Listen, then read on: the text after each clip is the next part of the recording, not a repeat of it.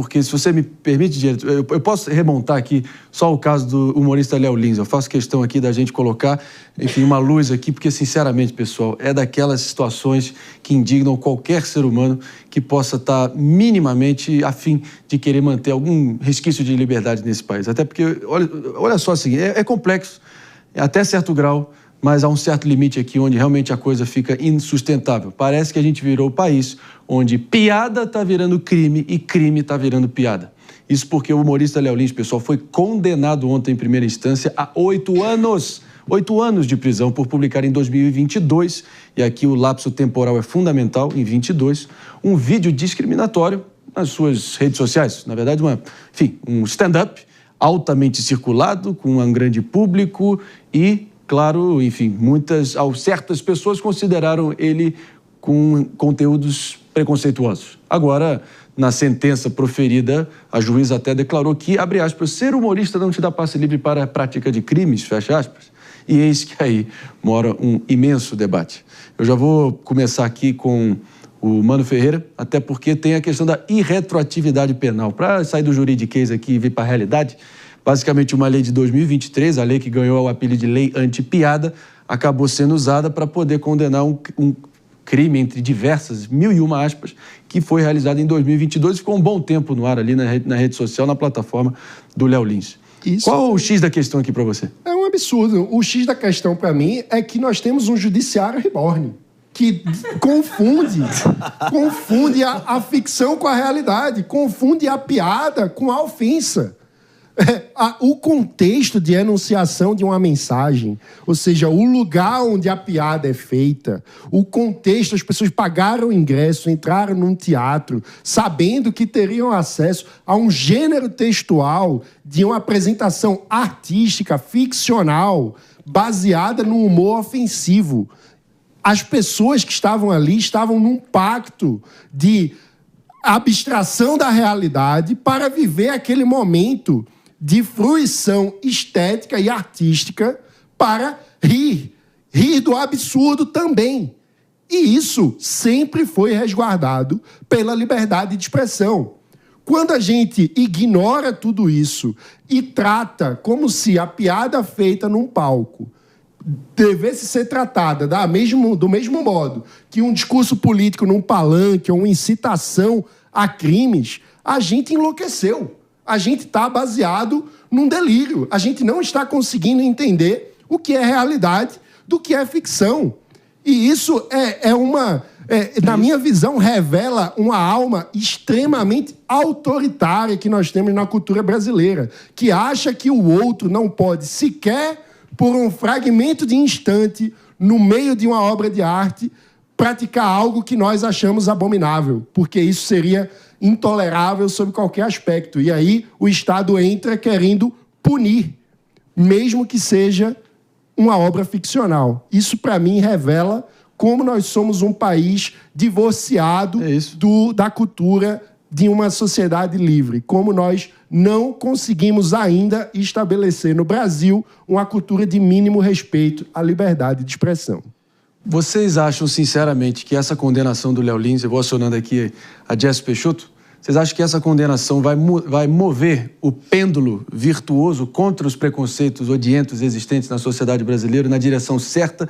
Esses preconceitos vão diminuir a partir dessa condenação? Ou, como tudo na natureza humana, tudo que fica proibido, tudo que é censurado, fica mais gostoso, mais atraente, ganha até um contorno de redenção, de mártir?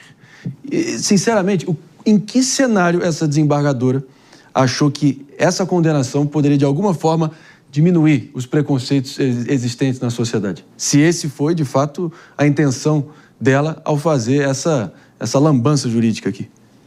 Mais cedo nós debatemos um caso que fala sobre uma situação também de crime. Qual a diferença entre o caso lá atrás do Pose, do Oruan e do Léo Lins? Quando você vai num show de humor, você sabe que você está vendo um personagem. Você sabe que você está vendo brincadeiras. Você sabe que as piadas dele sobre como ele pega mulher de amigo não são reais. Você sabe que aquilo é um véu de brincadeira. E quando a gente olha para a condenação é séria. Quando o André imita aqui, qualquer pessoa no dia a dia, né, do Ciro, ao Dória, ao Bolsonaro, não é para que você se engane de realidade. É humor, e o humor tem essa característica da acidez. E esta decisão, eu acho que ela advoga a um problema que é um problema do Brasil, que é um problema muito grande em relação a aceitar que existe ali esse espaço do humor, da brincadeira. E isso é muito sério, porque assim, nós estamos falando de uma condenação humorista para 8 anos de cadeia. Regime fechado. Eu gosto de citar esse exemplo, eu não sou advogada, então posso, isso não é uma decisão judicial, né? Que é o quê? Compara. Muito corrupto no Brasil, não pegou 1 ano de cadeia, foi inocentado sem problema nenhum. Muita gente dentro do Brasil comete crimes que nunca vão ter essa punição. E, de repente, para fazer de exemplo, para acabar com a discriminação, como se isso fosse funcionar, vem uma decisão como essa, que é um total absurdo. É um total absurdo. E abre margem para vários problemas que a gente vive retratando, e é uma ofensa, é um ataque ao humor brasileiro. E se piada agora virou crime, talvez a revolta popular, a nossa, vendo esse escárnio acontecendo, vire a justiça.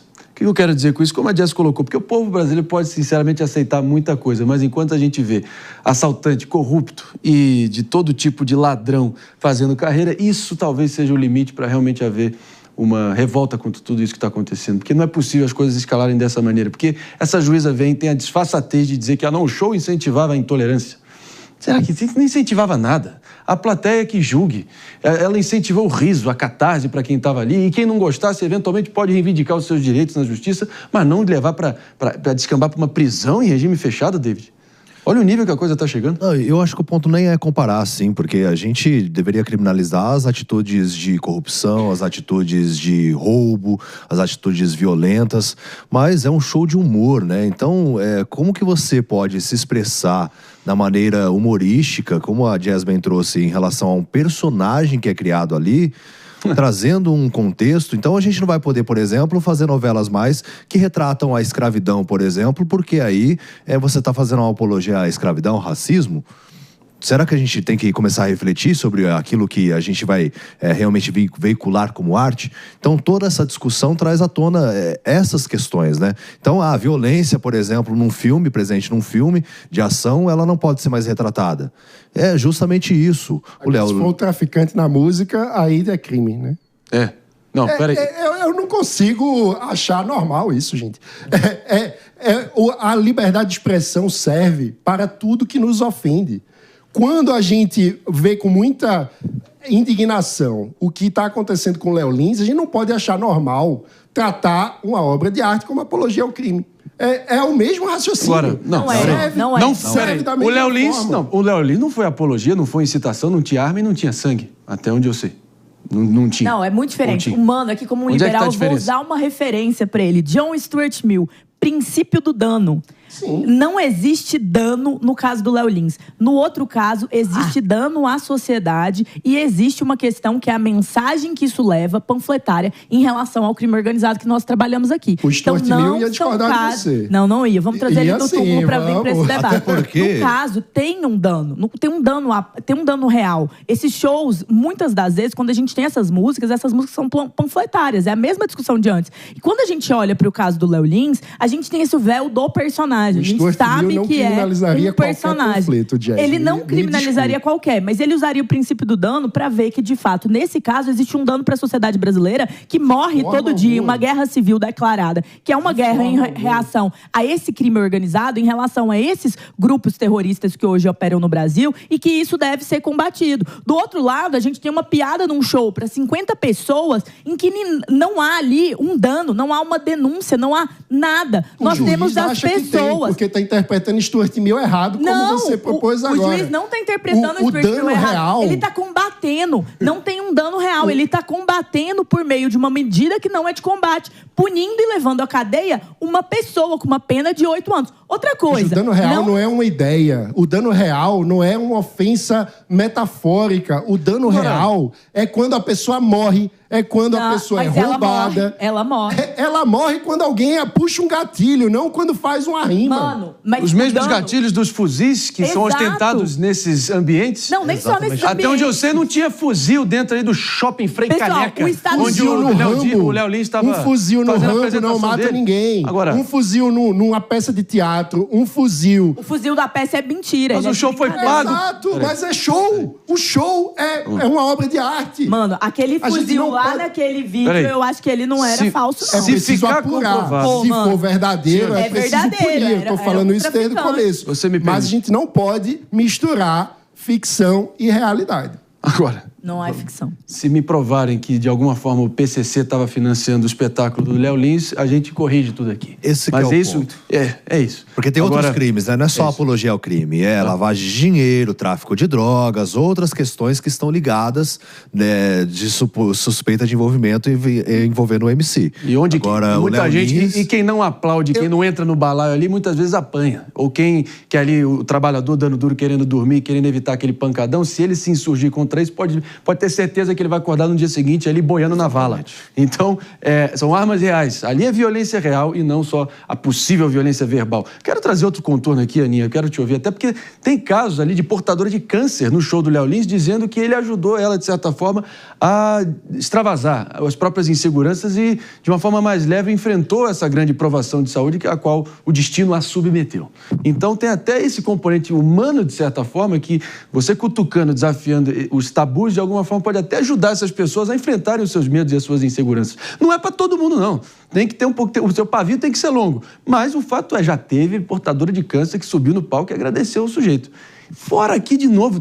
Aí eu tô falando demais. Alô, galera, às 10h59, hein, galera? Pode falar, perdão. Não, pode que, falar, André, pode falar. Tô aí roubando a palavra. Eu Pode acho que falar. você entra numa seara muito delicada. Porque Justo. da mesma forma que pode ter uma pessoa que achou aquela piada um auxílio para ela num momento de dificuldade, podem Pode ter ter. muitas Boa. pessoas que também se ofenderam e se machucaram. Pode e ser. a gente tá aqui dizendo, apologia ao crime também é crime. Pô, racismo e discriminação também é crime. Sim. E aí, quando a gente começa a balizar esses dois casos pelo sucesso ou pelo alcance que a letra do Pose teve, ou pelo que o Léo Lins fala, eu acho que a gente também acaba entrando numa seara muito preocupante, porque eu acabo punindo aquele porque ele fez sucesso. E não é assim que a punição tem que ser. Eu tenho falado isso aqui porque, para mim, é cada dia mais claro. Nossas decisões judiciais e nossas opiniões têm sido balizadas pelo quem e não pelo quê. E isso é muito perigoso, porque a gente está associando Pose a, por exemplo, uma ideologia mais ligada à esquerda. O Léo Lins mais à direita. E por conta disso, nós estamos tomando um partido. E não é assim que tem que ser. Nós temos que olhar para o que foi dito. Concordo que, olha, era um ambiente específico de quem gostaria de consumir aquilo. Mas quem escuta a música do Pose também não quer consumir aquilo que ele está cantando? Eu acho que a gente tem que tomar muito cuidado quando a gente faz esse tipo de análise e esse tipo de julgamento. A minha crítica aqui é: a lei tem que ser aplicada igualmente para todos. 8 anos de prisão realmente parece ser muito excessivo pelo conteúdo, pelo teor daquilo que foi dito. Mas aí é um problema de cálculo de pena. Não porque é A ou porque é B. É isso que a gente tem que ter sempre em mente. Não, mas também porque não é só o cálculo de pena, é interpretação de texto. Uma piada racista não é racismo, porque racismo é a realidade de discriminação racial. A piada racista é uma obra de ficção. A gente não pode misturar ficção e realidade. Não podemos tratar como se o eu lírico, o personagem que está em cima do palco, encenando falas que podem ser compreendidas de forma ofensiva por algumas pessoas, seja ele em si um racista que precisa ser punido. A gente precisa retomar a capacidade social de tolerar o exercício ficcional da arte. A gente não pode olhar para um quadro e achar que o quadro vai matar alguém, porque não é assim. O que mata as pessoas não são versos, não são piadas. O que mata as pessoas são os gatilhos reais. Isso. E isso que precisa ser combatido e ter o foco do Estado. Era humor, era provocação, era arte, como sempre foi. A plateia ri ou não ri, ela julga, gostou ou não gostou.